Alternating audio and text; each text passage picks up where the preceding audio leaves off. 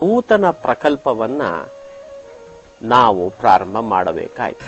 ಸಮಾಜದ ಸಾಹಿತ್ಯಿಕ, ಧಾರ್ಮಿಕ, ಸಾಂಸ್ಕೃತಿಕ, ವೈಜ್ಞಾನಿಕ, ಆಟಪಾಠ, ಮಹಿಳೆ, ಯುವ ಇತ್ಯಾದಿಗಳಿಗೆ ಸಂಬಂಧಪಟ್ಟಂಥ ಅನೇಕ ಚಟುವಟಿಕೆಗಳನ್ನು ಮಾಡ್ತಾ ಕ್ರಮೇಣ ತನ್ನ ಕಾರ್ಯದ ವಿಸ್ತಾರವನ್ನು ಹೆಚ್ಚು ಮಾಡಿಕೊಳ್ಳಲಿಕ್ಕೆ ಒಂದು ವಿಶೇಷ ಕಾರಣ ಅಂತಂದರೆ, ಇಡೀ ಹೈದರಾಬಾದ್ ಕರ್ನಾಟಕ ಪ್ರದೇಶ ಯಾವ ಪ್ರದೇಶದಲ್ಲಿ ಸೇಡಂ ಬರುತ್ತದೆ, ಮೇಲಿಂದ ಮೇಲೆ ಹಿಂದುಳಿದ ಪ್ರದೇಶ ಅನ್ನುವ ಶಬ್ದ ನಮ್ಮ ಮನಸ್ಸಿಗೆ ತುಂಬ ನೋವನ್ನುಂಟು ಮಾಡುತ್ತಿತ್ತು.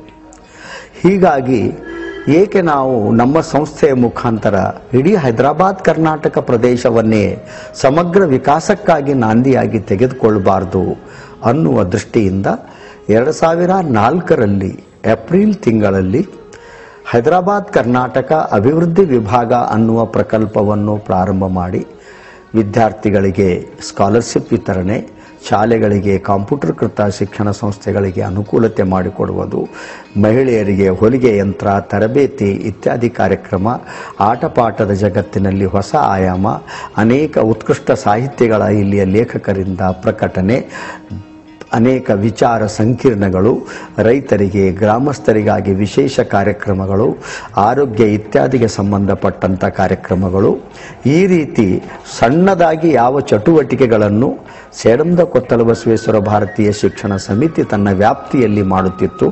2004ರ ನಂತರ ಅದನ್ನು ಮಾಡ್ತಾ 2006ರಲ್ಲಿ ಜಾಗೃತಿ ಜಾತ್ರೆ ಅನ್ನುವ ಒಂದು ಬಹುದೊಡ್ಡ ಕಾರ್ಯಕ್ರಮವನ್ನು 5 ದಿವಸಗಳ ಕಾಲ ಸೇಡಂದಲ್ಲಿ ನಡೆಸಿ 3 ಲಕ್ಷಕ್ಕಿಂತ ಹೆಚ್ಚು ಜನರಿಗೆ ಆಕರ್ಷಣೆ ಮಾಡಿ ಕಾಲಕ್ರಮೇಣದಲ್ಲಿ ಅದು ಜಾಗೃತಿ ಜಾತ್ರೆಯಿಂದ ಸಮಗ್ರ ವಿಕಾಸಕ್ಕಾಗಿ ಅನ್ನುವ ಒಂದು ಘೋಷಣೆಯೊಂದಿಗೆ ಇಡೀ ಹೈದರಾಬಾದ್ ಕರ್ನಾಟಕದಲ್ಲಿ 7 ವರ್ಷಗಳ ಕಾಲ ಒಂದು ಬಹುದೊಡ್ಡ ಯಜ್ಞ ಇನ್ಫೋಸಿಸ್ ಪರಿವಾರ ಮತ್ತು ಇನ್ನಿತರ ದಾನಿಗಳೊಂದಿಗೆ ಸಹಯೋಗದೊಂದಿಗೆ ಮಾಡಲಾಯಿತು.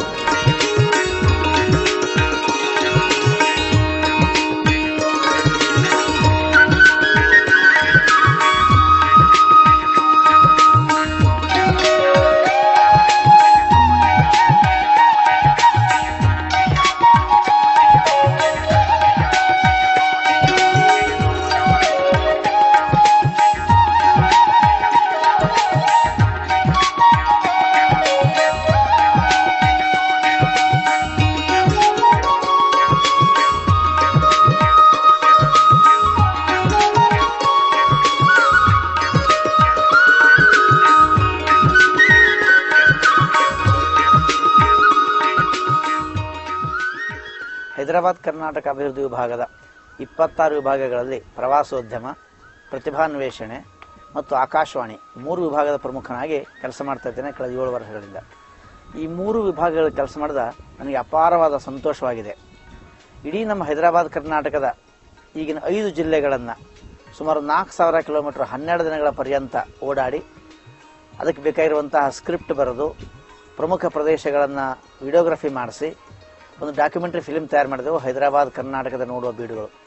ನಮ್ಮ ಶ್ರೀ ಬಸವರಾಜ ಪಾಟೀಲ್ ಸೇಡಂ ಅವರ ಆಶಯದಂತೆ ಈಗ ಅದರದ್ದು 5000 ಸಿಡಿಯ ಪ್ರತಿಗಳು, 2000 ಪುಸ್ತಕದ ಪ್ರತಿಗಳು ಇಡೀ ನಾಡಿನಾದ್ಯಂತ ಜನರ ಮೆಚ್ಚುಗೆಗೆ ಪಾತ್ರವಾಗಿವೆ. ಪ್ರವಾಸೋದ್ಯಮದ ಮುಖಾಂತರ ನಮ್ಮ ಆಕಾಶವಾಣಿಯಲ್ಲಿ ಪ್ರತಿ ವಾರ ಬರುವಂಥ ಕಲಬುರಗಿ ಕಂಪುವಿನ ಹೈಕ ಗರಿ ಮತ್ತು ಹೈಕ ಕ್ವಿಜ್ ಮುಖಾಂತರ, ಜೊತೆಗೆ ಕಳೆದ ಜಾಗೃತಿ ಜಾತ್ರೆಯಲ್ಲಿ ಕೊಟ್ಟಂತಹ 10,000 ಸರ್ಟಿಫಿಕೇಟ್ಗಳಲ್ಲಿ 24 ಫೋಟೋ ಹಾಕಿದ್ದೆನು. ಪ್ರವಾಸೋದ್ಯಮ ವಿಭಾಗದ ಜೊತೆಗೆ ನನಗೆ ಇನ್ನೊಂದು ವಿಭಾಗ ಕೊಟ್ಟಿದ್ದರು, ಅದರ ಹೆಸರು ಪ್ರತಿಭಾನ್ವೇಷಣೆ ಅಂತೆ. ನಾಡಿನ ಹಿರಿಯ ವ್ಯಕ್ತಿಗಳನ್ನು, ಗಣ್ಯರನ್ನು, ಪ್ರತಿಭಾನ್ವಿತರನ್ನು ನಮ್ಮ ಭಾಗಕ್ಕೆ ಪರಿಚಯಿಸಿದ್ದಾಯಿತು. ಅವ್ರ ಜೊತೆ ಓಡಾಡಿ ಆಬಾಲವೃದ್ಧರಿಗೆ ಅವರನ್ನು ಸಂಪರ್ಕ ಮಾಡಿಸಿದ್ದಾಯಿತು. ಅವರೆಲ್ಲರ ವಾಣಿಗಳನ್ನು ಆಕಾಶವಾಣಿಯಲ್ಲಿ ಹಿಡಿದು ರಾಜ್ಯಕ್ಕೆ ಕೇಳಿಸಿದೆವು ನಾವು. ನಮ್ಮ ಭಾಗದ ಬಗ್ಗೆ ಅವರಿರುವಂತಹ ಅನಿಸಿಕೆ, ಈಗ ಅದಾಗಿರುವಂತಹ ಅಭಿಪ್ರಾಯ ಮತ್ತು ಅಭಿವೃದ್ಧಿ ಕುರಿತು ಡಾಕ್ಟರ್ ಗುರುರಾಜ್ ಕರ್ಜಗಿ, ಜಸ್ಟಿಸ್ ಸಂತೋಷ್ ಹೆಗಡೆ ಮತ್ತು ಜಸ್ಟಿಸ್ ಶಿವರಾಜ್ ಪಾಟೀಲ್, ಇಂಥ ಪ್ರಮುಖರನ್ನು ಎಲ್ಲರನ್ನು ನಾವು, ಡಾಕ್ಟರ್ ಎಸ್ ಸುಬ್ರಹ್ಮಣ್ಯಂ ಅಂತೇಳಿ ಬೆಂಗಳೂರು ಕಡೆಯವರು, Vivekananda institute for leadership development ಅಂತೇಳಿ, ಮತ್ತು ಇಂಥ ಪ್ರಮುಖರನ್ನೆಲ್ಲ ಆಕಾಶವಾಣಿ ಮುಖಾಂತರ ನಾಡಿಗೆಲ್ಲ ಕೇಳಿಸಿದ್ದಾಯಿತು. ಇದ್ರ ಜೊತೆಯಲ್ಲಿ ರಾಯಚೂರಿನಲ್ಲಿ ಒಂದು ದಾಸ ಸಾಹಿತ್ಯ ವೈಭವ ಅಂತ ಮಾಡಿದ್ವಿ. ಆಗ 3 ಜನ ಹಿರಿಯರನ್ನು ಕರೆಸಿ ಅವರ ವಿಚಾರಗಳನ್ನು ನಾವು ನಾಡಿಗೆ ಪ್ರಸ್ತುತಪಡಿಸಿದ್ವಿ. ಅದರಲ್ಲಿ ಬನ್ನಂಜೆ ಗೋವಿಂದಾಚಾರ್ಯ, ಭದ್ರಗಿರಿ ಅಚ್ಯುತದಾಸರು, ಎಚ್ ನರಸಿಂಹನ್ ಅಂಥೇಳಿ, ಮತ್ತು 3 ದಿನ ಸಂಗೀತ ಕಚೇರಿ ಇತ್ತು. ಪಂಡಿತ್ ವೆಂಕಟೇಶ್ ಕುಮಾರ್ ಅವರದು ಮತ್ತು ವಿದ್ಯಾಭೂಷಣ ತೀರ್ಥರದು, ಅದಾದ್ಮೇಲೆ ಮತ್ತೊಂದಿನ ಶೇಷಗಿರಿ ದಾಸರದು. ಹೀಗೆ ಒಂದು ವಿಶಿಷ್ಟವಾದಂಥ ಮತ್ತು 7 ದಿನಗಳ ಕಿಷ್ಕಿಂದ ವೈಭವ ಮಾಡಿದೆವು ಕಳೆದ ವರ್ಷ ನವೆಂಬರ್ ತಿಂಗಳಲ್ಲಿ, ಅಂದರೆ 2009 ನವೆಂಬರ್ದಲ್ಲಿ. ಸುಮಾರು 24,000 ವಿದ್ಯಾರ್ಥಿಗಳು 100 ಬಸ್ಸುಗಳಲ್ಲಿ ಇಡೀ 7 ದಿನಗಳ ಪರ್ಯಂತ ಹನುಮಂತ ಹುಟ್ಟಿದ ಬೆಟ್ಟ ನೋಡಿ ಬಂದರು. ನಾನು 10 ದಿನ ಅಲ್ಲೇ ಇದ್ದೆ, ಪ್ರಧಾನ ಸಂಚಾಲಕನ ಕೆಲಸ ಮಾಡಿದೆ. ಹೀಗೆ ರಾಯಚೂರು, ಬೀದರ್, ಗುಲ್ಬರ್ಗ, ಕೊಪ್ಪಳ 4 ಜಿಲ್ಲೆಗಳಲ್ಲಿ ಒಂದು ಪ್ರಮುಖವಾಗಿರುವಂತಹ ಹಲವಾರು ವ್ಯಕ್ತಿಗಳನ್ನು ನಮ್ಮ ಭಾಗಕ್ಕೆ ಪರಿಚಯಿಸೋದ್ರ ಜೊತೆಗೆ ನಮಗಿರುವಂಥ ಅನುಭವಗಳನ್ನು ಮತ್ತು ನಮ್ಮ ಭಾಗದ ಮೂಲ ಶ್ರೋತವಾಗಿರುವಂಥ ಬಸವರಾಜ್ ಪಟೇಲ್ ವಿಚಾರ ಏನಂತಲ್ಲ, ಜನರ ಮನಸ್ಸು ಬದಲಾವಣೆ ಆದರೆ ತಾನೇ ಅಭಿವೃದ್ಧಿ ಆಗುತ್ತೆ, ಚೇಂಜ್ ಆಫ್ ಆಟಿಟ್ಯೂಡ್ ಅಂತ ಎಷ್ಟೆಷ್ಟು ನಾವು ನೋಡಿದಾಗ ನಮ್ಗೆ ಗೊತ್ತಾಯ್ತು. ನಮ್ಮ ಭಾಗಕ್ಕೆ ಹಿಂದೆ ಬೀಳಲಿಕ್ಕೆ ಕಾರಣ ನಮ್ಮ ಮೂಲತಃ ನಮ್ಮಲ್ಲಿರುವಂತಹ ಒಂದು ಕೀಳರಿಮೆ ಮತ್ತು ಮನಸ್ಸು. ದೇಶ ನನಗಾಗಿ ಏನು ಮಾಡಿದೆ ಎಂದು ಕೇಳಬೇಡಿ, ದೇಶಕ್ಕಾಗಿ ನಾನು ಏನು ಮಾಡಬಲ್ಲೆ ಅನ್ನುವಂತಹ ವಿಚಾರ ನಮ್ಮ ಸಮಾಜದ ಪ್ರತಿಯೊಬ್ಬ ವ್ಯಕ್ತಿಯಲ್ಲಿಯೂ ಜಾಗೃತವಾದಾಗ ಆಗ ಅಭಿವೃದ್ಧಿಯ ಮಂದಮಾರುತ ಬೀಸುವುದರಲ್ಲಿ ಯಾವ ಸಂಶಯವೂ ಇಲ್ಲ.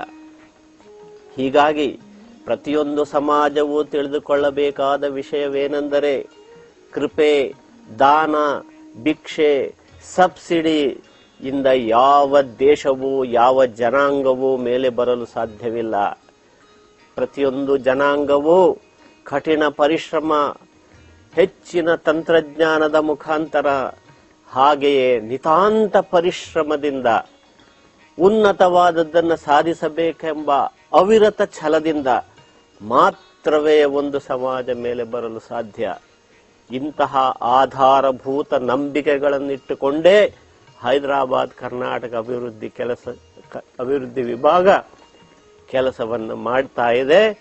ಇದನ್ನೇ ಮುಂದುವರಿಸುವಂತಹ ವಿಚಾರ ಕಲಬುರಗಿ ಕಂಪುವಿನಲ್ಲಿ ಮತ್ತೊಮ್ಮೆ ಜನಜಾಗೃತಿಯ ಮುಖಾಂತರವಾಗಿ ಜನರ ಮನಸ್ಸಿನ ಆಳಕ್ಕೆ ತೆಗೆದುಕೊಂಡು ಹೋಗುವಂತಹ ಒಂದು ಕಾರ್ಯಕ್ರಮವಾಗಿದೆ.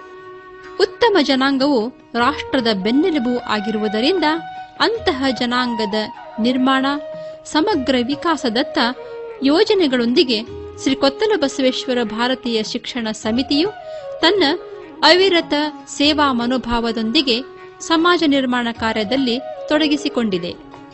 ಕಲಬುರಗಿ ಕಂಪು ಭಾರತ ವಿಕಾಸ ಸಂಗಮ 3 ಇದು ಸಮಗ್ರ ವಿಕಾಸದ ಕನಸನ್ನು ಭೂಮಿಯ ಮೇಲೆ ತರಲಿಕ್ಕೆ ಮಾಡಿರ್ತಕ್ಕಂಥ ಒಂದು ವಿಶಿಷ್ಟವಾದಂಥ 8 ವರ್ಷದ ತಪಸ್ಸಿನ ನಂತರ ಆದಂಥ ಪ್ರಯೋಗ.